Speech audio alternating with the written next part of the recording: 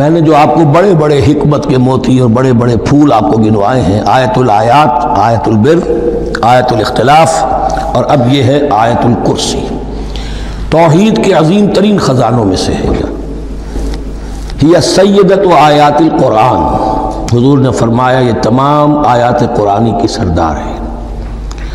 جس طریقے سے آیت بر اور سورۃ العصر میں ایک نسبت ہے کہ ہدایت اور نجات کی شرائط ساری کی ساری ایک چھوٹی سی صورت میں اللہ نے جمع کر دی، والعصر ان الانسان لفی خسر الا الذین آمنوا وعملوا الصالحات وتواصوا بالحق وتواصوا بالصبر، لیکن اس کی تفصیل ایک آیت میں آئی، وہ آیت البر ہے۔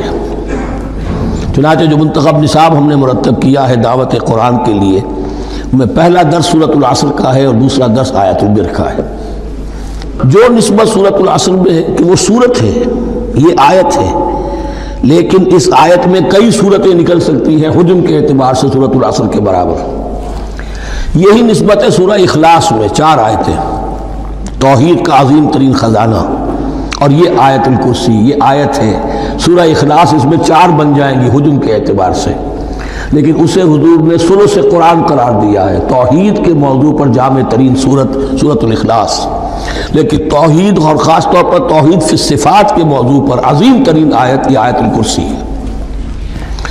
اللہ لا الہ الا ہو، اللہ وہ معبود برحق ہے جس کے سوا کوئی الہ نہیں، بڑا کیٹیگوریکل۔ الحی القیوم، وہ زندہ ہے از خود اور باخود، اس کی زندگی مستعار نہیں ہے۔ وہ جو کہا ہے کہ مانگ کے لائے تھے 4 دن، 2 آرزو میں کٹ گئے، 2 انتظار میں، عمر دراز مانگ کے لائے تھے، اللہ کی زندگی ہے اس کی از خود زندگی، کسی کی دی ہوئی نہیں، اور اس زندگی میں کوئی ضعف نہیں، کوئی کمزوری نہیں، کوئی احتیاج نہیں، آگے آ جائے گا، نہ اسے نیند آتی ہے نہ اونگ آتی ہے۔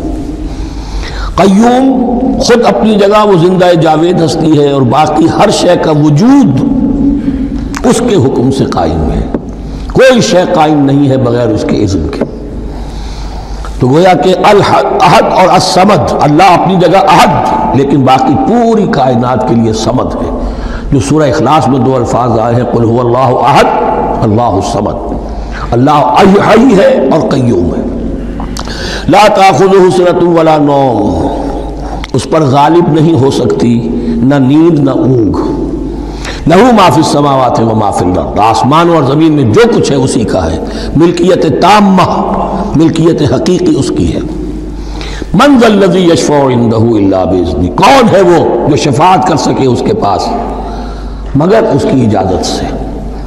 اب یہ مقام آیا ہے سورہ بقرہ میں پہلی مرتبہ، 3 مرتبہ کیٹیگوریکل ڈینائل کے بعد، کوئی شفاعت نہیں، کوئی شفاعت نہیں، کوئی شفاعت نہیں۔ یہاں بھی جو انداز ہے بہت ہی جلالی انداز ہے، منظر ندی، کس کی یہ حیثیت ہے، کس کا یہ مقام ہے، کس کو یہ زور حاصل ہے کہ وہ اپنے اختیار کے بل پر، کہ اپنی حیثیت کی بنیاد پر شفاعت کر سکے؟ ہاں، جس کے لیے اللہ اجازت دے دے۔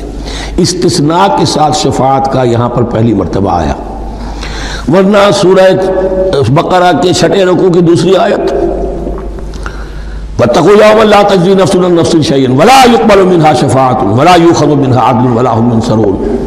15 رکوع کی دوسری آیت، وَاتَّقُوا يَوْمًا لَا تَجْزِي نَفْسٌ عَن نَفْسٍ شَيْئًا وَلَا يُقْبَلُ مِنْهَا عَدْلٌ وَلَا تَنفَعُهَا شَفَاعَةٌ وَلَا هُمْ يُنصَرُونَ۔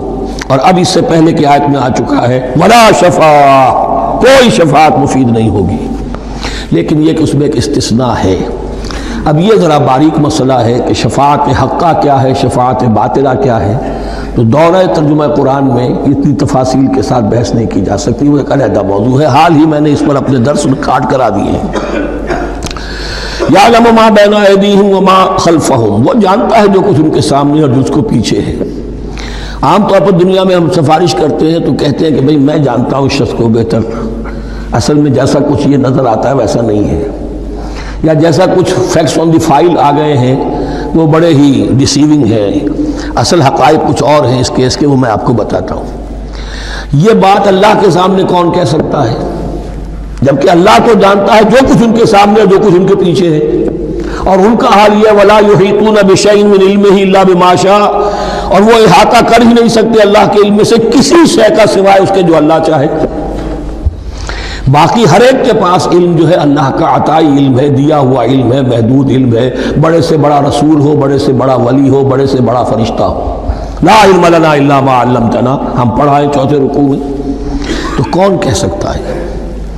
من ذا الذی یشفع عنده الا باذنہ یعلم ما بین ایدیہم وما خلفہم ولا یحیطون بشیء من علمہ الا بما شاء وسع کرسیہ السماوات والارض۔ اس کی کرسی تمام آسمانوں اور زمین کو محیط ہے۔ اب کرسی کے دو مفہوم یہاں ہو سکتے ہیں، ایک تو یہ کہ اس سے جو معنی مراد ہے یعنی اس کا اقتدار،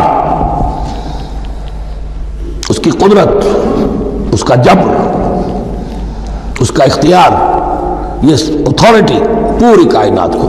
ایک یہ بھی ہو سکتا ہے کہ اللہ تعالیٰ کے لیے ہم نہیں جان سکتے، یہ آیات متشابہات میں سے ہے کہ کوئی شے بھی ہو واقعتاً جس کو ہم اسے کرسی کہہ سکیں، عرش، کرسی، ان سب کے بارے میں یہ دونوں باتیں ذہن میں رکھیے۔ یہ بھی ہو سکتا ہے کہ ان کی کوئی مجسم حقیقت ہو جو ہمارے ذہن سے، ہمارے تخیل سے ماورا ہے، اور یہ بھی ہو سکتا ہے اس سے استعارہ مراد ہو۔ اس کا اقتدار و اختیار آسمانوں اور زمین پر چھایا ہوا ہے۔